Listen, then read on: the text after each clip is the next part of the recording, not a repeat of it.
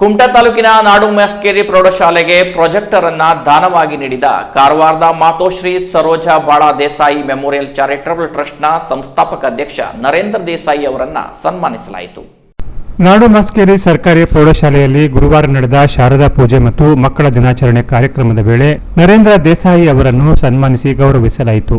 ಬಳಿಕ ಮಾತನಾಡಿದ ಅವರು, ತಮ್ಮ ದಾನದ ಕಾರ್ಯಗಳಿಗೆ ತಮ್ಮ ತಾಯಿಯೇ ಮೂಲ ಪ್ರೇರಣೆ ಎಂದು ತಿಳಿಸಿ, ಪ್ರತಿಯೊಬ್ಬರು ತಮ್ಮ ಜೀವನದಲ್ಲಿ ತಮ್ಮ ಗಳಿಕೆಯ ಕೆಲವು ಭಾಗವನ್ನು ಸಮಾಜಕ್ಕೆ ಮೀಸಲಾಗಿಡಬೇಕೆಂದು ಕರೆ ನೀಡಿದರು.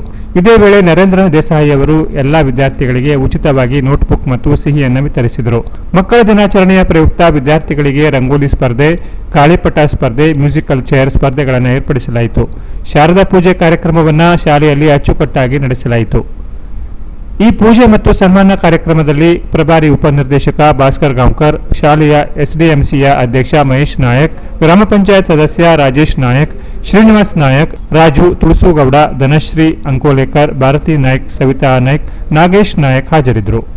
ಸಹಶಿಕ್ಷಕ ಶ್ರೀಧರ ನಾಯಕ್ ನಿರೂಪಿಸಿದರು. ಸಹಶಿಕ್ಷಕಿ ಶ್ಯಾಮಲಾ ನಾಯಕ್ ಸ್ವಾಗತಿಸಿದರು. ಮುಖ್ಯೋಧ್ಯಾಪಕಿ ಪ್ರಿಯಾ ನಾಯಕ್ ರವರು ಪ್ರಾಸ್ತಾವಿಕವಾಗಿ ಮಾತನಾಡಿದರು. ಸಹಶಿಕ್ಷಕ ಅವಿನಾಶ್ ಗಾವಡಿ ರವರು ವಂದನಾರ್ಪಣೆ ಮಾಡಿದರು. ಶಾಲೆಯ ಎಲ್ಲ ವಿದ್ಯಾರ್ಥಿ ವೃಂದ, ಎಲ್ಲ ಶಿಕ್ಷಕ ವೃಂದ ಮತ್ತು ಸಿಬ್ಬಂದಿಗಳು ಹಾಜರಿದ್ದರು. Canara plus news, Karwar.